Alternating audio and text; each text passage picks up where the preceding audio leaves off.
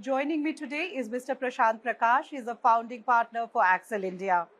Sir, many thanks for speaking to PTI and congratulations on your Padma Awards. My pleasure. How does the Padma Award, recognizing your contribution to the industry, actually reflect on your role in shaping India's startup landscape? Um, I've reflected on it.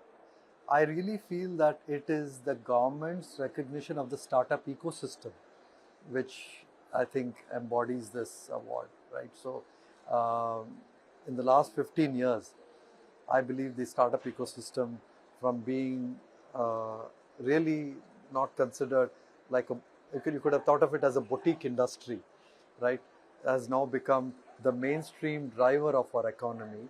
And I think our Prime Minister, Mr. Narendra Modi, strongly believes that in that journey to Viksit Bharat, startups will have a very pivotal role. So I think this is really a recognition of the contributions of the ecosystem and contributions of everybody at Accel and a lot of our peer firms who have built a lot of economic value and job growth in this country. So I think I would say this is like a coming of age of the startup ecosystem and recognition of its power and capability to transform our economy. What message do you hope this honor actually conveys to aspiring entrepreneurs and investors in India? Very clearly, nobody would have imagined the potential that was there in this idea of startup, right? And to what scale these startups would get to. And more importantly, now that we are seeing startups IPO, we know that it is not only about a few investors participating in this idea of startups, but as public companies, now millions of uh, common folks and common retail investors get to participate in the idea of startups. So I think the message is clear that as startups, as startup founders, we are we have a responsibility to nation building. We have a responsibility to doing what it takes to take us to Viksit Bharat. And startups are also no longer a phenomena of urban India. So that's the other broader message here for me, from my side, right? I think every tier 2, tier 3 town now has the basic infrastructure, basic set of angel investors or mentors where people can start. I mean, today we see as many new startups coming from Jaipur and uh, you know some parts of Karnataka, like Mysore and Hubli and Dharwad. So I think the broad basing of the startup opportunity means that for founders, it's no longer a very top IIT only type of elitist opportunity. It's for everybody, and it's a Bharat pan Bharat kind of opportunity for startup entrepreneurs. And the next 10 years is going to be bigger and greater than the last 10 years. So if you're a startup entrepreneur, there's no better time to start. And the number of sectors startups are impacting is also 10x, where startups were only impacting a few areas in urban India, but now it's really more multidimensional and multi-sectoral. So there is a lot of opportunities for founders who have the capability to imagine and the capability to envision what products India needs and what products the rest of the world needs. So it's a limitless. There's limitless headroom for entrepreneurs. How do you look at the growth of the startup industry? How do you size up the market for 2025? And what is it that you're most excited about? So I think the overall mood is post-COVID. We went through a little bit of, I would say, recalibration. I think startups had to get adjusted to a little bit of a new reality where they had to balance growth and profitability. They have to understand that growth at all costs is not what investors want. and what the market wants. So I think we have now come to a stage where entrepreneurs and investors have understood that what's the right model for India, and what is the right type of startup that can be built for India. So I think that there is a good deal of dry powder across multiple funds, including Accel, and we see a lot of vibrancy and continued activity in the early stage. And we just spoke about the later IPO stage, so there's some activity there, hopefully also this year, and I think the markets will stabilize and we'll see some activity. I think there is a lot of new Indian capital that is also coming into the ecosystem, and this new capital is coming from family offices, and these were investors who previously were not necessarily viewing startups as an asset class or venture investing as an asset class, but I think they've just seen activity all around them, and they've seen some of their folks that they know well become unicorns and go IPO, and they've seen some of their peers invest in them. So this has become a real asset class and is here to stay. So I think I just spoke about the opportunity being so huge. I think the number of entrepreneurs staying back in the country and wanting to build for our country is very huge, and the availability of capital is also increasing by the day. So I think there is a lot of vibrancy in the ecosystem. What has changed little bit is I think investors are more careful even in the early stages on what the ticket sizes are. So a seed or a Series A was about 2x what it is right now. And I think rightly so. I think the right amount of capital at the right time, I think builds the right kind of a startup. So I think excess of anything is probably not good for the company and in the long run the ecosystem. So I would say we have come to a very nice kind of sweet spot in the ecosystem where the entrepreneurs understand how and what to build, and investors also know what they are looking for, and there's enough of a matchmaking that is happening in terms of this opportunity. So what really are the sweet spots? What kind of startups is this dry powder chasing? Yeah, so I think there is a progressive broad basing, like I said, in terms of opportunities, and there are two huge areas that we in Accel focus, and I think we believe moving forward there'll be very materially large categories for the country. One is of course AI. You can't talk about startups and technology without talking about AI. No conversation is complete without Not AI. even startups, any no conversation. So I think the last 2 years we have seen a lot of foundational models being built, a lot of maturing of these models. I think what you're seeing this year, and which is where India's sweet spot lies, is in being able to apply a lot of those foundational models and use a lot of foundational models for transforming enterprises, for building even more efficiency within enterprises, and to build in a lot of disruptions. I mean, businesses have to disrupt, and if they have to disrupt with AI, you need to be able to build the right tools and the agents in this world of agentic technologies for enterprises to leverage AI. And I think enterprises have been kind of watching and kind of salivating on AI, but I don't think they've been able to really take advantage of AI. And that's where the Indian ecosystem, through our capabilities to build applications on these foundational models, will be a huge area that Accel and other investors will look at. The second big area is, I think we have to, as a nation, industrialize in the current context, which is not low value industrialization, slightly more higher value industrialization, slightly more more efficient use of assets, but at the same time IP led and precision manufacturing and more deeper tech manufacturing. So more deeper tech industrialization, I think, is also, I mean, I would have not myself imagined, I would have said it's a startup activity.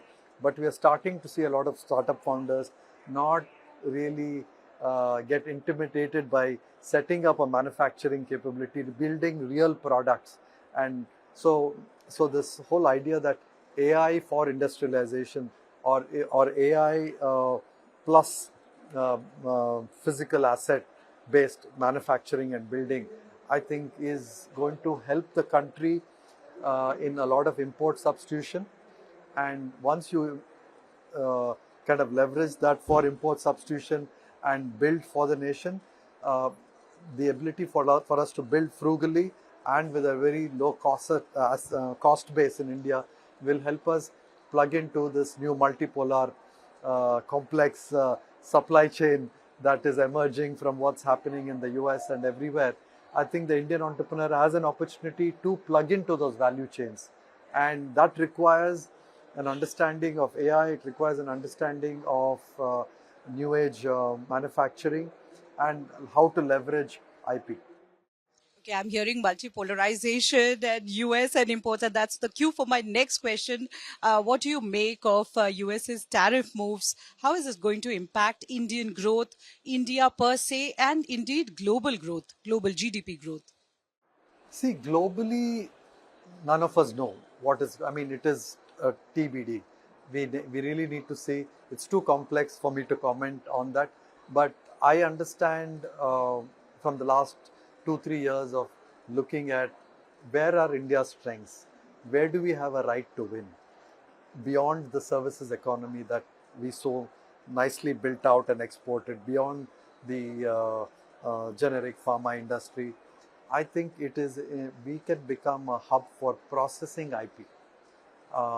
And this IP, see, we are a huge consumer of a lot of that IP, right? And this IP, uh, you know, you know, people in this multipolar world don't want to depend on any just one country to be able to give them their product and process, and everything cannot be done in one country anyway. So while there is a lot of aspiration to bring a lot of jobs back to the US, and some of that will happen, but there is a lot that has been envisioned by Indian entrepreneurs as what can be built from India. Just to give you 2-3 examples, I think the defense ecosystem. We have been a huge importer of defense products, right? But I think there is now enough understanding of science, engineering, and AI within the country that in the defense industry, and a lot of good initiatives like the IDEX program.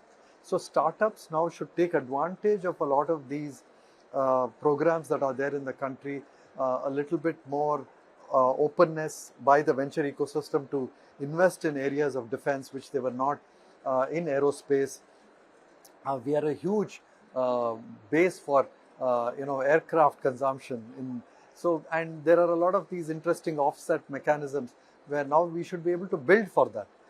In the EV ecosystem, we might not manufacture the necessarily the next Tesla from this country, but can we manufacture components that can plug into the EV ecosystem? Is that going to happen only from China? No, it's not only BYD that is going to supply everything to the rest of the world. They may, of course, today have a lead in batteries and do that, but there are many other components that go into an EV supply chain, and that we see as something entrepreneurs building. So I can go on and on. I'm very bullish on this industrialization opportunity, and and startups playing a key role in areas of sustainability, sustainable products from here, products for EV, aerospace, space tech, and defense. A lot of industry voices talking about it, that India is actually more favorably placed vis-a-vis some of the rival, for instance, electronic manufacturing hubs like China, like Thailand, like Malaysia. Do you think we indeed have an edge and that we should actually jump on that opportunity post the US tariffs? I think we do some of that, and we should take advantage of the assembly and the low hanging kind of electronics. But I think whether it is semiconductors, or it is leveraging slightly more IP-led precision manufacturing. I think those are more important.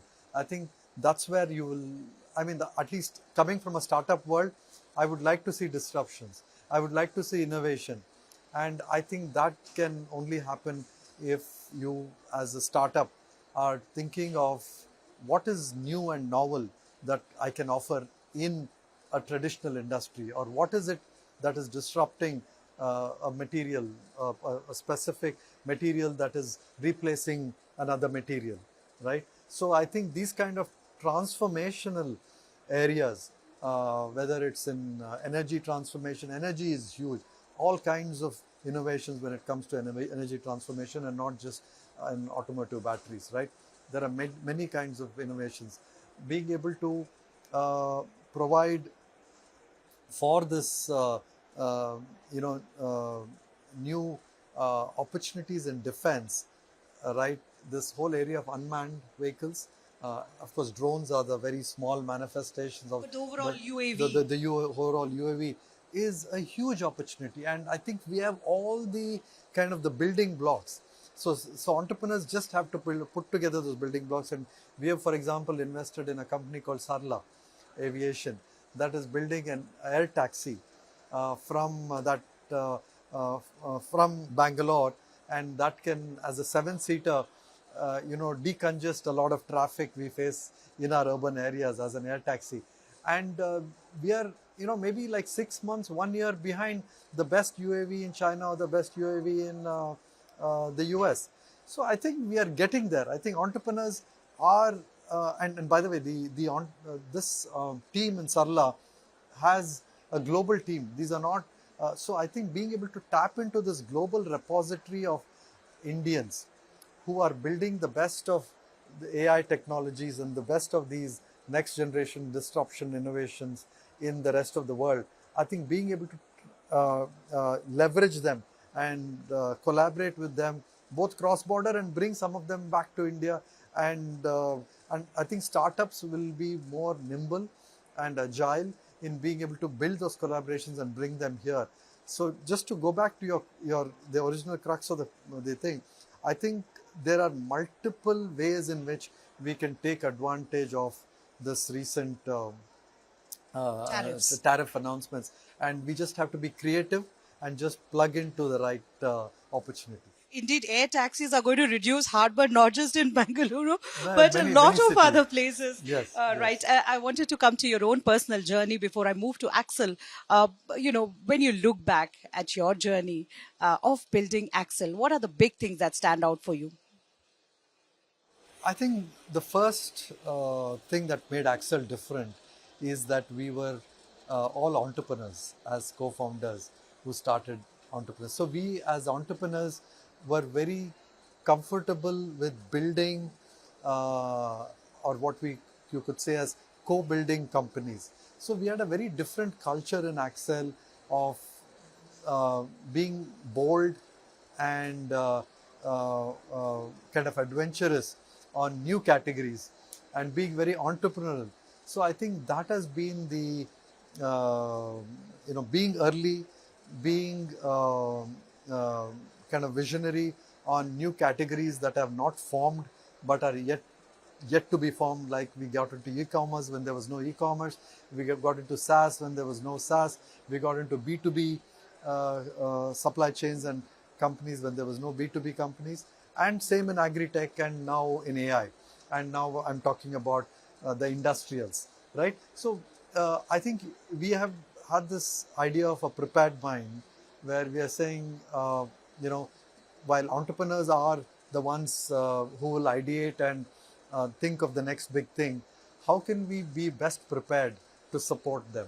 So I think that has made Accel very different, and I'm very fortunate we had been able to bring together uh, uh, the best partners and a good team that is able to support India in whatever journey we have been through right now. But this next 10-year journey, which I said I'm even more bullish and thrilled about.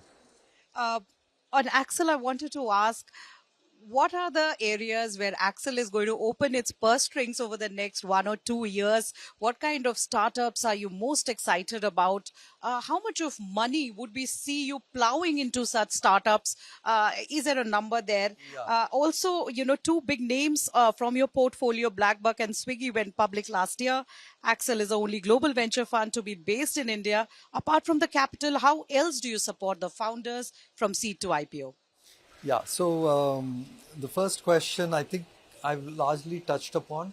The AI ecosystem is very pivotal for us, and we will invest a lot in that. Industrials is very big, and third is Bharat. We think entrepreneurship opportunities are not limited to urban India.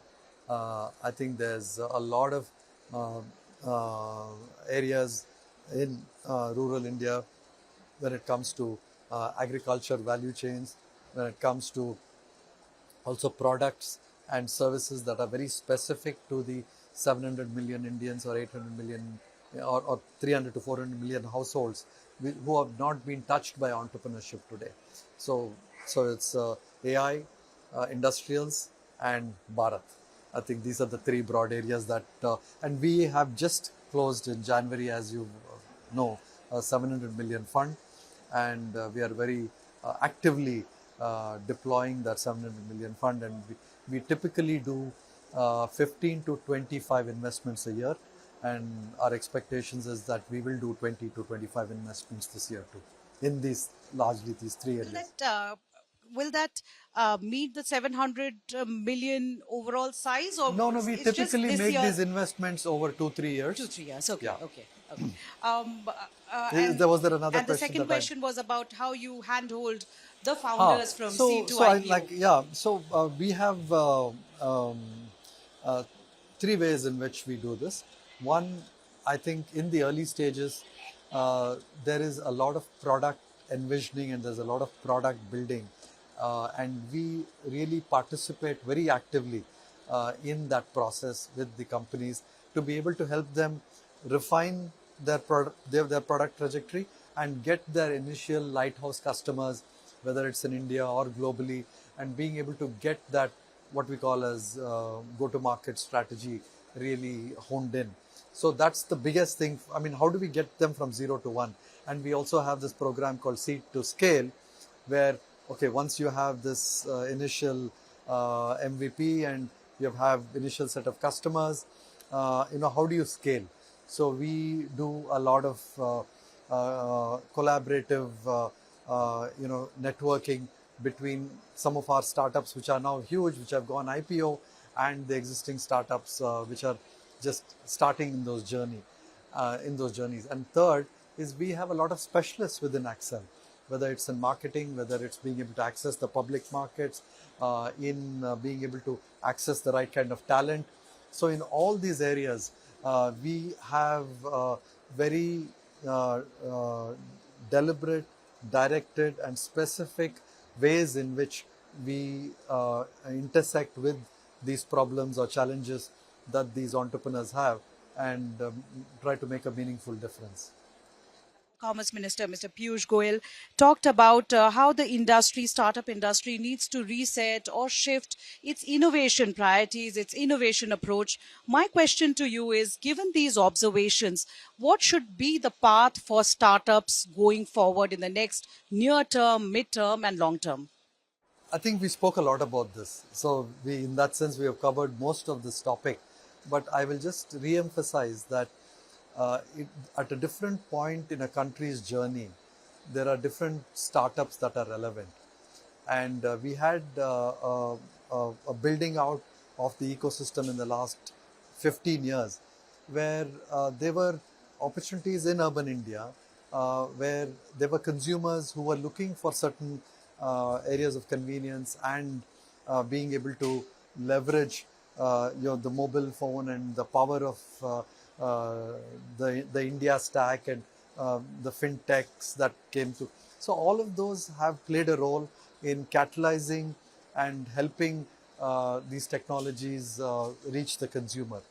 But I think the larger opportunity is to be a relevant player in innovation and deep tech in the global stage. And I think that's what the minister was also talking about, that as startups, we have to now look at the white space as being, as being an opportunity to plug into this multipolar world like we spoke about.